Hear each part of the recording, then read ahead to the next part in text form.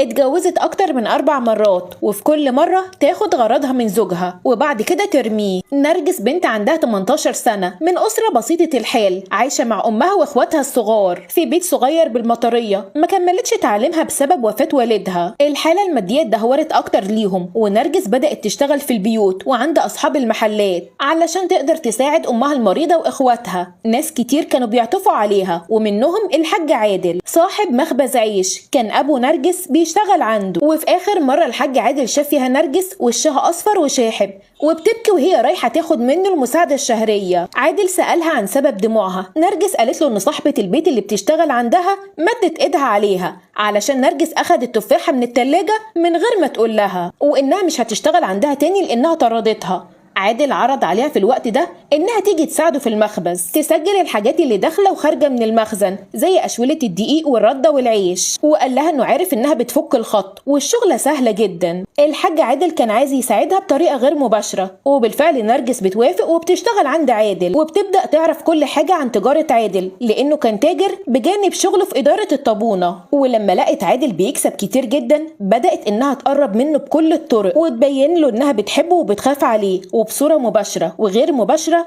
كانت بتقوله إنها تتمنى ترتبط بواحد زيه. عادل أخد كلامها بهزار لأنها أصغر من عمر بناته.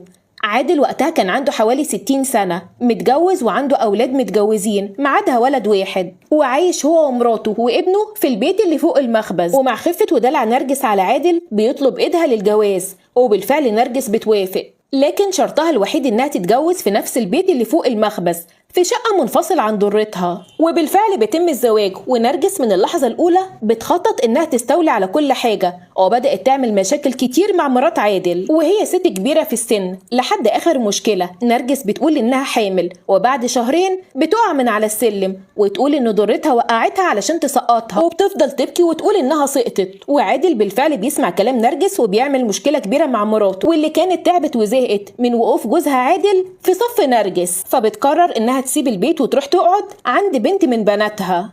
وبعد حوالي شهرين من الواقعة دي نرجس بتقف على السلم وتنادي على ابن جوزها وهو كان طالع على السلم، وهو كان شاب حوالي 23 سنة، وبتطلب منه يجي يساعدها في تغيير اللمبة، وبتقوله ان ابوه هو اللي قال كده. والشاب بالفعل بيطلع في شقة نرجس، وأول لما طلع ودخل نرجس فضلت تصوت وتقطع في هدومها وتقول إن ابن عادل بيعتدي عليها. وأول لما عادل بيطلع بسرعة من المخبز على صوت نرجس ومعاه باقي العمال بيلاقي نرجس هدومها متقطعة وكمان هدوم ابنه، وللأسف عادل بيصدق كلام نرجس وبيطرد ابنه من البيت. وزي ما نرجس خططت بالظبط بيبدأ أولاد عادل كلهم يقطعوه بسبب تصرفاته ناحية أمهم وأخوهم ووقوفه دايما بصف نرجس. وبتبدأ نرجس تلعب على عقل عادل في الوقت ده إنها ملهاش حد وبكرة تحمل وأولاده يطردوها هي وابنها وكلام من كده كتير. وسنة ورا سنة عادل بيبدأ يكتب لها المخبز والبيت وكم قطعة أرض عنده، وده كان بعد ما أولاده قطعوه تماما. وبعد 10 سنين عادل بيموت، ووقتها نرجس كانت تقريبا 29 سنة، ست جميلة وجذابة وفي عز شبابها ومعاها فلوس كتير، ما كانش ناقصها غير إنها تلاقي راجل تتجوزه وتعوض سنين حرمانها مع راجل كبير في السن. وبالفعل بتتجوز كمال 35 سنة، الشخص اللي كان بيدير المخبز، بالرغم إن كمال متجوز. وبيبدأ كمال يهمل زوجته وأولاده وكمان شغله علشان يكون متفرغ لنرجس طول الوقت. وبعد حوالي سنة ونص من الجواز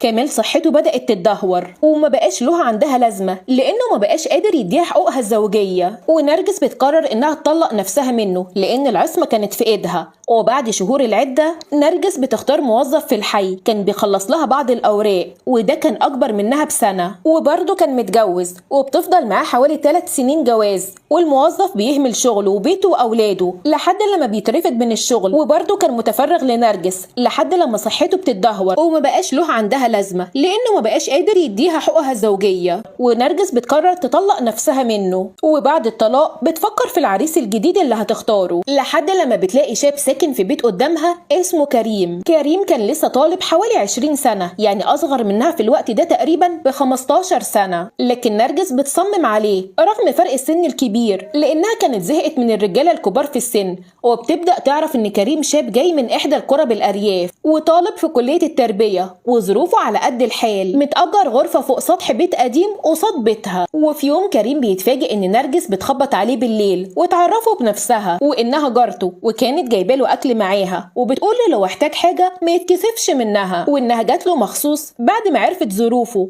لان كان طول عمرها نفسها تكمل تعليمها واتحرمت من المدرسة وهي صغيرة، وبتعرض عليه يجي يشتغل عندها ساعتين يمسك لها حسابات المخبز، ودي كانت طريقة علشان تقرب منه، وقالت له في المقابل هتديله مبلغ كويس جدا. كريم بيوافق لانه حس ان نرجس ست طيبة، وكمان علشان المرتب اللي كان محتاجه بسبب مصاريف كليته، خصوصا ان اهله ناس على قد حالهم. وبدأ كريم يروح لنرجس على المخبز كل يوم ساعتين يخلص لها الحسابات اليومية، وواحدة واحدة نرجس طلبت منه يجي لها البيت بحجة انها تعبانة ومش قادرة تنزل المخبز، وكريم وافق لانه كان بيعتبر نرجس ست كبيرة، وكمان لانه كان معجب جدا ببنت زميلته في الكلية وبيحبوا بعض. ومع تكرار زيارة كريم لبيت نرجس حاولت انها تقرب منه بكل الطرق لحد لما بيدخل معاها في علاقة غير شرعية. بعدها نرجس بتطلب منه انهم يتجوزوا لانها ست وخايفة على سمعتها، لكن كريم بيتردد وبيحاول يبعد عنها، بس نرجس بتقدر تحاوطه في كل الاماكن، تروح له على غرفته وتقرب منه لحد لما بيقعوا تاني في علاقة غير شرعية. وقتها بتبدأ تطارده في الكلية وتستناه وتديله مبالغ مالية بحجة انها بتحبه، لكنها كانت بالطريقة دي بتحاصره من جميع الاتجاهات. وكريم بيوافق يتجوزها لكنه بيطلب منها محدش يعرف الجوازة دي، جواز سري يعني. لكن بعد كتب الكتاب نرجس بتقول لكل المنطقة انها اتجوزت كريم، وكريم اتفرغ لنرجس وبدأ يتحول من طالب متفوق في دراسته ومجتهد في شغله لواحد مهمل في كل حاجة، ما كانش فاضي غير لنرجس وبس. حتى زمايله في الكلية انقطع عنهم، الشخص الوحيد اللي كان بيسأل عليه هي هبة البنت اللي بيحبها، وما كانتش تعرف انه اتجوز. هبة بدأت تكلمه انه لازم يهتم بالدراسة وان اهله مستنيين انه يتخرج علشان يفرحوا بيه، بعد ما كانوا باعوا اخر قطعة ارض علشان كريم يكمل دراسته في مصر. فكريم حس بتأنيب الضمير وصورة اهله بتكون قدامه طول الوقت،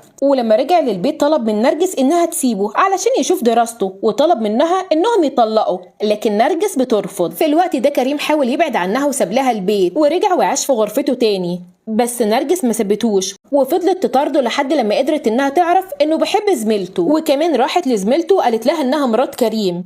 هبة انصدمت، ولما سألت كريم اعترف لها بكل حاجة، ان نرجس ضحكت عليه وبيطلب من هبة انها تسامحه وتقف جنبه، وبالفعل بتسامحه وبتقرر انها ما تسيبوش لنرجس. وفي يوم نرجس بتروح لكريم في اوضته وبتحاول انها تقرب منه، لكن كريم بيرفضها، فبتعمل معاه مشكلة كبيرة وتقوله انها هتفضحه في الكلية وفي قريته عند اهله، وبتفضل تكسر في اي حاجة قدامها وتمد ايدها عليه لحد لما نرجس بتلاقي آلة حادة وتمسكها وتهدد كريم بيها وهي بتمد ايدها عليه. في الوقت ده كريم بيبعدها عنه، واثناء المشكله كريم بيمسك الآلة الحاده من نرجس علشان يبعدها عنه، لكنها بتدخل في قلبها طعنه واحده. الجيران بيوصلوا على الصوت وبيبلغوا رجال الامن، وبيتم القبض على كريم وتحويل جثه نرجس للمشرحه. وبعد التحقيقات والمحاكمات بيتم الحكم على كريم ب 15 سنه سجن.